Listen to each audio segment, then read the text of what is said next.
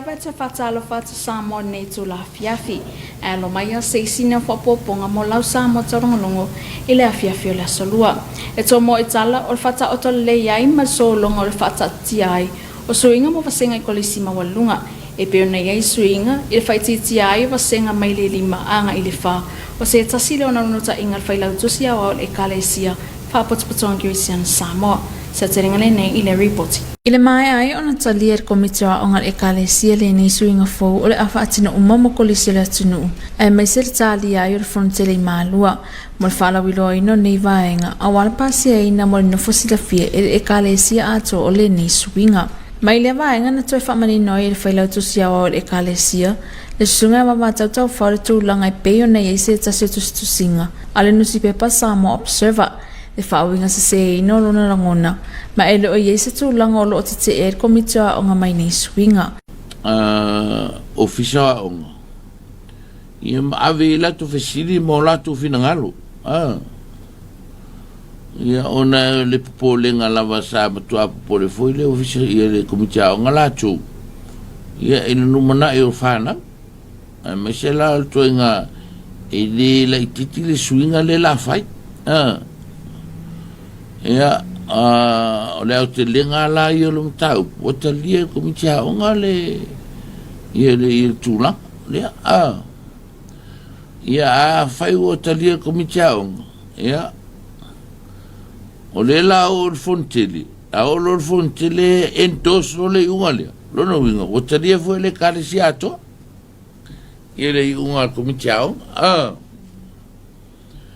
ia a tūranga na o iei pe o le moa ula iei tōtasi ia o te manawa na lena na oe e ta oto e se lawa le iei fwoi ni vahenga lea o te le ilo ni tua inga le whatever le iei nusi whapena tua i whamai tūra epa o le kale se fwoi le te le ilo a le lawa o tau mai i le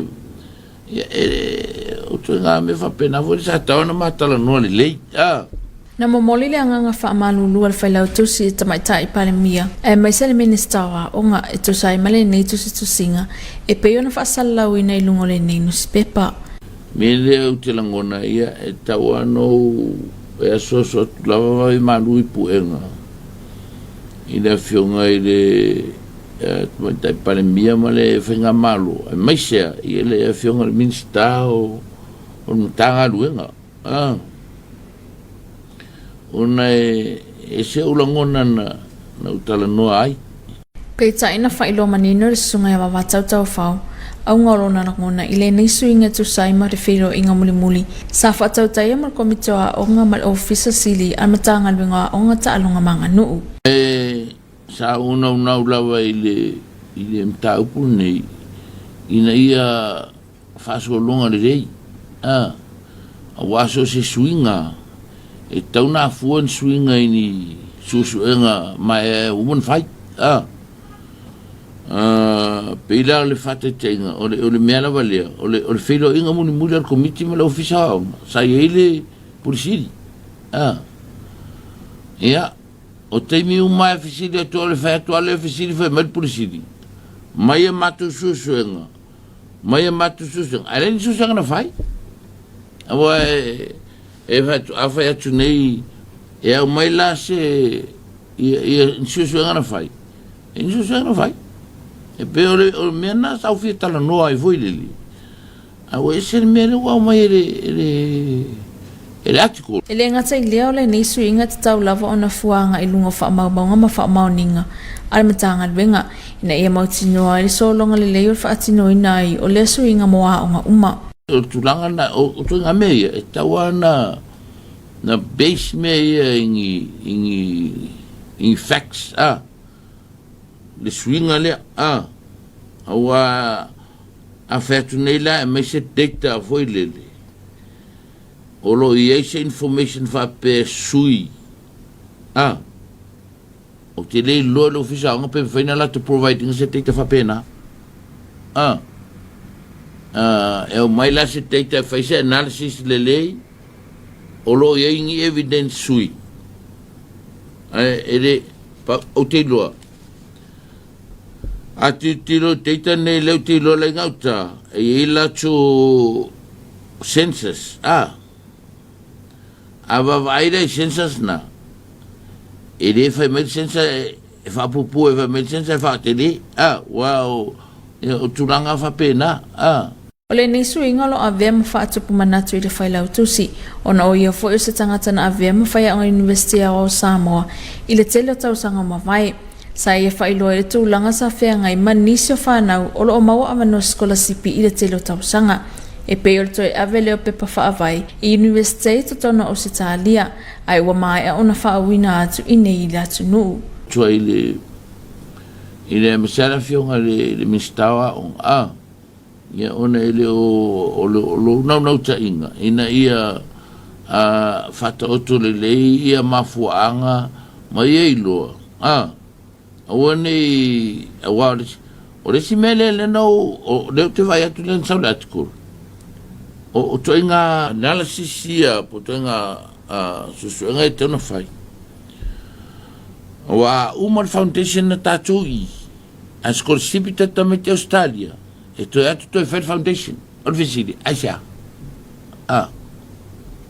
o visina Asia ele fa penani usida ale wa matu fa penani usida ele lo otako ma Christchurch ma Canterbury le wa matu fa pena te ni fa pena clan le wingol tal o le tali ya tanga that foundation o visiri pe Asia ia o mena tonta to tiro le ma fuai o sa u fe ang vo ya NUS e te leo le cap le sa le va le Maths Foundation Maths ma le Maths ia 13 o le ala te fisi di siri pe va fena na fala I titi le cap na I le fainga le la fai ai o le nanu ta inga lava ia ina ia mautinolo o whaatino susu e ngam wha maumaunga I suinga ua whai moa o nga uma solo nei mawalese mo Samoa taulogologo. E le aise ta se pase se lua se lau fetus fuluan taunu mai le whai ungal vai aso o whaamaonia a whir COVID-19 ina ua mai aso su inga I lo lātou taunu mai ma o lo iai lātou ne ino fuanga whaanofo esea ma lua sputasi aso se o terenga nei o le reporti.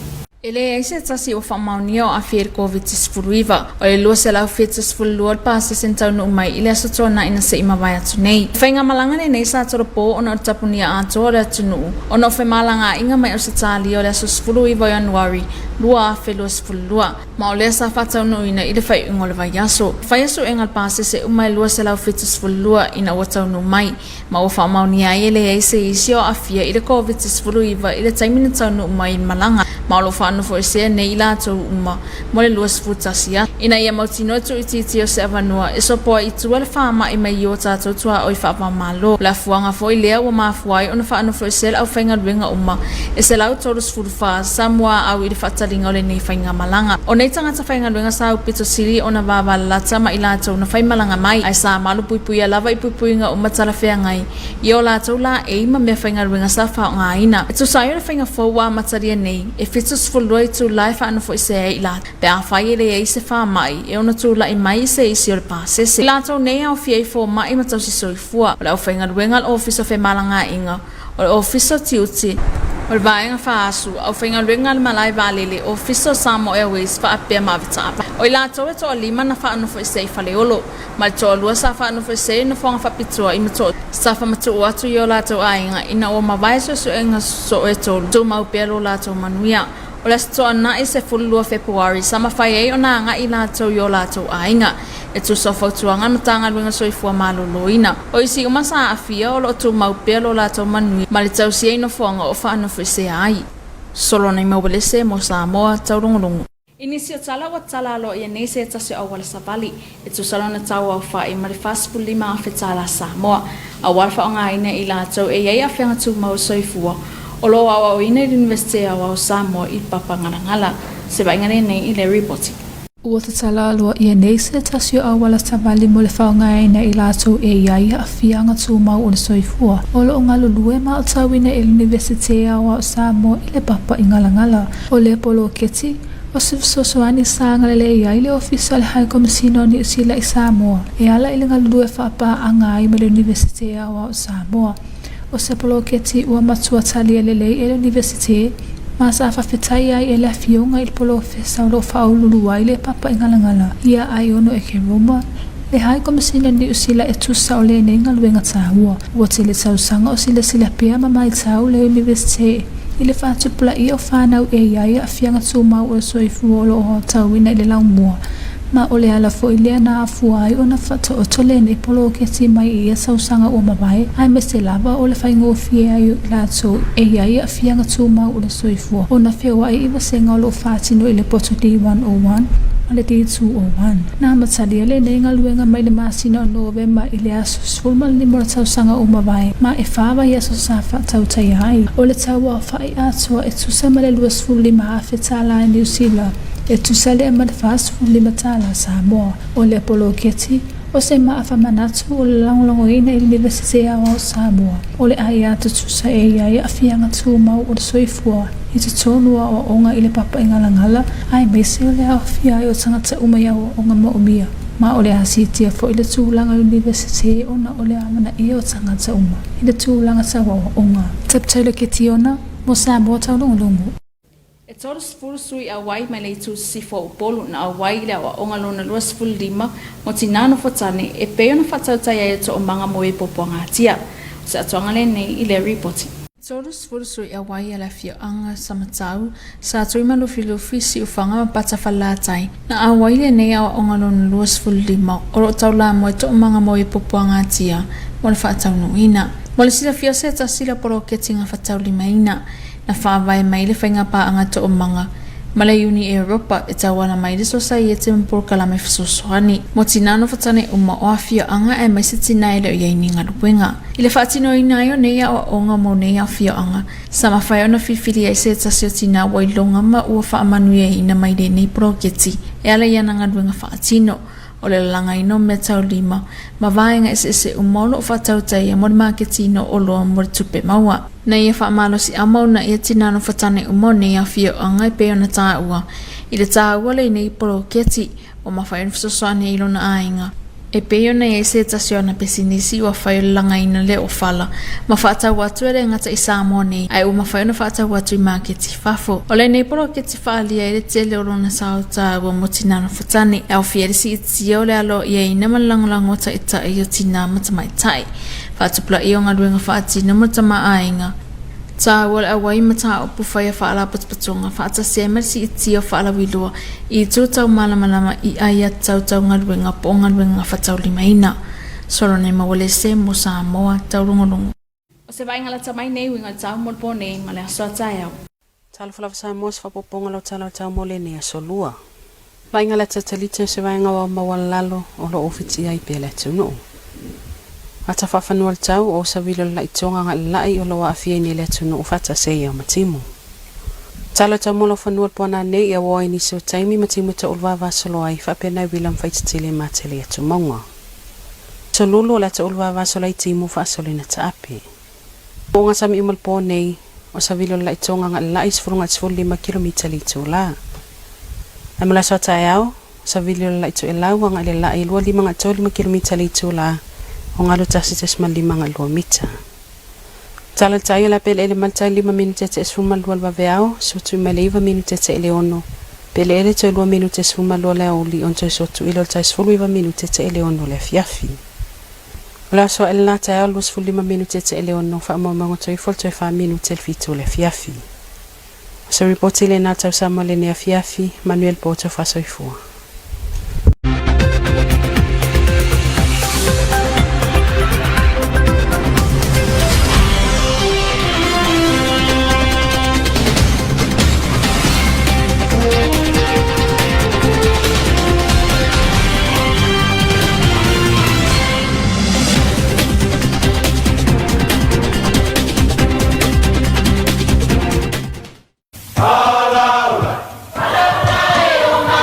Awane e misia lunga lo wala tale EFKS TV ipo so luo vaya so taitasi le pol kalame ba ili le antoponopona le afole balu le afiafi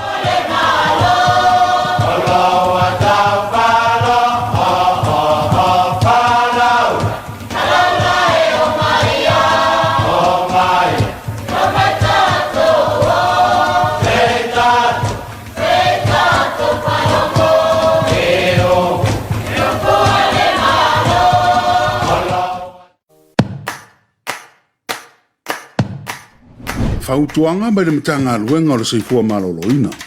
Le ala ngona le popole le taimi le Komiti Faamisionare. Ia alofa ia te oe matausi lelo seifua maloloina. Ia so ta tangata o lo ainga mawhaaso ai o le ngona. A whai wa iaini sa le nofa vāwara lata. Ia whaonga telefoni po le interneti e so ta iai.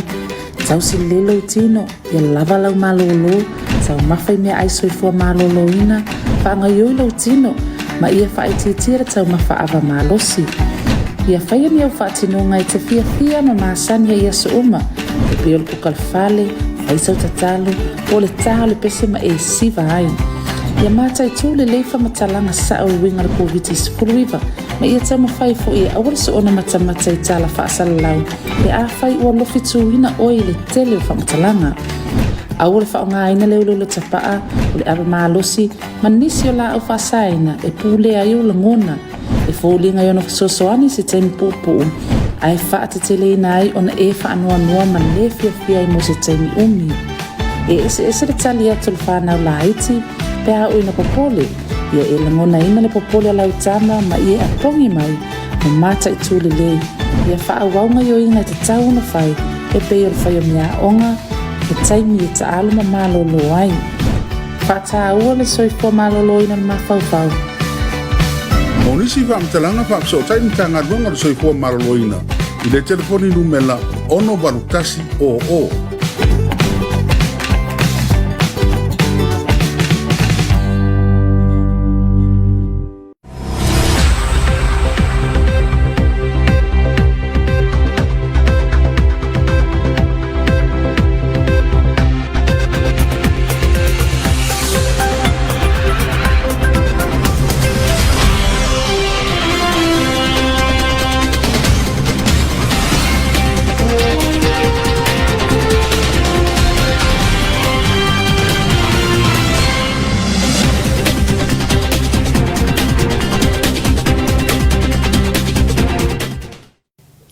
And welcome back to your TV2 News for this Tuesday evening. Leading our bulletin, one of the aspirations of the General Secretary of the Congregational Christian Church of Samoa is a well-planned and streamlined course of change for reforms for college classes from 5 years to 4 years. Here's more on this report. Following the CCS Education Department Committee meeting with the Ministry of Education, where the Education Department Committee shared their concerns and ideas about the new changes in colleges, such as alleviate from 5 years to 4 years, which the Education Departments of the Church accepted while awaiting for Malua Conference for endorsement. However, from this point of view, the General Secretary of the Congregational Christian Church of Samoa, Reverend Wawatau Taufau, reiterated the situation according to an article in Samoa Observer newspaper that had misunderstood his feelings. There was no opposition of the committee to these changes. The secretary poured out his sadness because the reporter of the article never did an exclusive interview for more elaboration on what exactly is he talking about. Personally, I'm quite sad because of the way the article come through. I think the motive behind the writing of the article is quite different from what I actually wanted to talk about. With this matter, the Secretary conveyed his sincere apology to the Prime Minister and the Minister of Education in relation to these articles as published by this newspaper. The Secretary stated his concern is from the last meeting of the Church Education Department and the Chief Executive Officer of the Ministry of Education, held where never shows any reports or analysis why these changes are formed. Some concern of the way the reform is going to be done and the reason why it was done. And if you look at how this thing was designed, they've never done any research. I am more than sure there's no existing data that actually give any information that you need change to 4 years. So that's my concern. However, Reverend Wavatau Taufau made it clear his true intention is that these changes are worth for the school, since he was also a former lecturer of the National University of Samoa, which some quarrel occurred where our foundation students from our university repeated its foundation here when they offer scholarship in other countries. At how our students are doing now, after our foundation level, when students go to Australia, they will repeat foundation. So that's a waste of a year. Now, New Zealand wasn't like that in 2010. And I assure you now that some of the universities in New Zealand are not accepting our foundation students. They are also repeating foundation in New Zealand. And very soon, all the university in New Zealand will be doing the same thing. Now, I wonder when Fiji is going to do the same thing to us.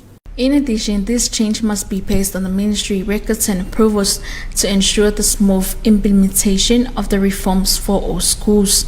Now, why is that? Now, is this change going to do anything? Now, personally, I don't think so. See, this is why it's very important to research. We have to research and see how we can improve, other than just doing anything out of the blues.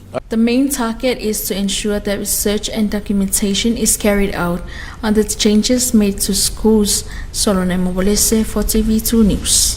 All arriving 272 passengers of a flight from New Zealand last weekend returned negative COVID-19 test results.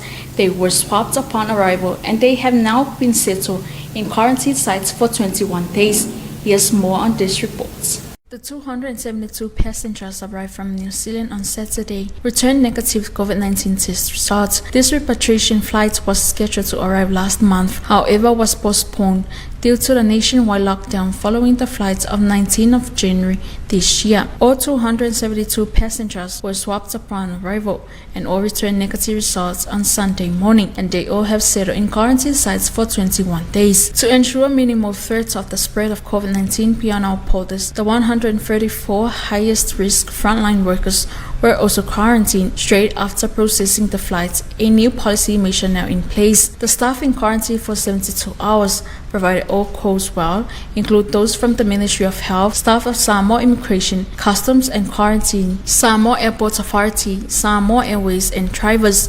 The 5 positive cases from the flights of 19th of January who were quarantined at Whareolo Hospital and 2 positive cases in isolation ward at Motuotua Hospital all returned negative tests on Saturday, 12th of February after their 3rd negative consecutive test results. As per process, the Ministry of Health has released them from isolation. All remaining positive cases are being closely monitored in isolation and continue to remain well and asymptomatic.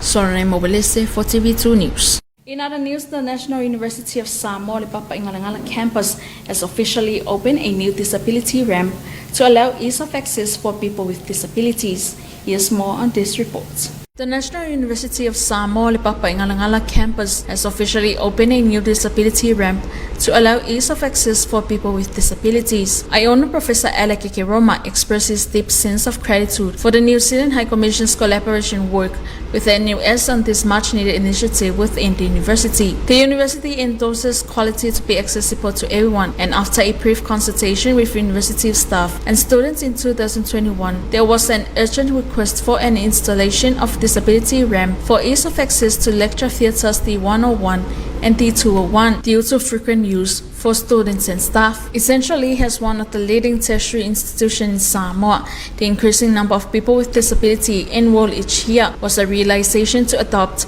change to ensure fair, inclusive and accessible education and opportunities for everyone. Construction commenced on 15th of November last year and was completed within 4 weeks. The project cost about 25k New Zealand dollar, equivalent to 45k Samoan dollar. This remains as one of the milestones for the university in support of equal rights for disabled people, and will continue to uplift the university's standards and achieve national development goals in terms of quality and inclusive education for all. Solone Mobilese for TV2 News. A total of 30 participants from western side of Upolu participated in the 25th Shine Workshop for the self-employed Nofotani women conducted by the Samoa Victim Support Group. Here's more on this report. The 25th Shine Workshop for Self-Employed Nofotani Women was held in the far western side of Upolu in the village of Samatau. A total of 30 participants from Samatau, Satuima Lufilufi, Siufanga, and Patafalatai gathered for the learning activity, which is part of the Sustainable Income Generation Project that Samoa Victim Support Group is currently implementing through funding support from the European Union. The Shine Workshop is a self-esteem program aimed at supporting sustainability of the income-generating activities of the Nofotani women. Juanita Malota, the speaker and self-employed Nofotani woman of Patafalatai, shared her story to encourage, empower, and inspire the participants. Waina originated from Wailua Palauli in Samai. She is now residing with her husband's family in Patafalatai as a Nofotani woman. Despite coming from a family of talented weavers, she was never interested in making her own creations or earn an income from it. As Waina's confidence in her weaving abilities grew, so did her determination. After careful planning and dealing with logistics, she finally started a falamasi business. The color woven mats is now a brand being sold after by locals and overseas markets. Waina's daughters who have completed their studies have helped with weaving falamasi for the small business and in turn kept the family weaving skill alive. Soronai Mobilese for TV2 News. And here's your weather forecast for tonight and tomorrow. Greetings Samoa, here's another edition of your weather bulletin for this Tuesday evening. Latest satellite imagery indicates low-level clouds still affecting the islands. From our weather map, a southwest to west wind flow now prevails over Samoa with associated clouds and showers. Forecast for tonight, cloudy at times with isolated showers and possible thunderstorms mainly over highlands. And for Wednesday, isolated to scattered showers. All marine waters for tonight, southwest to west winds of 10 to 15 km per hour, and for tomorrow, northwest to west winds of 25 to 35 km per hour, waves of 1.5 to 2 meters. And the tide table, low tide will be at 5 minutes past 12 midnight. It will be high at 9 minutes past 6 tomorrow morning. Low tide at 2 more minutes to 12 in the afternoon, and high tide again at 19 minutes past 6 in the evening. Sun will rise tomorrow at 25 minutes past 6 in the morning and will set at 4 more minutes to 7 in the evening. And that is all we have for you this evening, Samoa. Good night. And that is the end of your TV2 news for this evening. Special acknowledgement to Samoa Water Authority for sponsoring your TV2 news. Until then, have a blessed evening. Maolifai unga nalo Samoa Taulogologo mo nei afiafi. Mo moli le anga ngafaftai le pule ngo suavai. Mo lang nanguina Samoa Taulogologo. Ay mo taminei to fasoifu.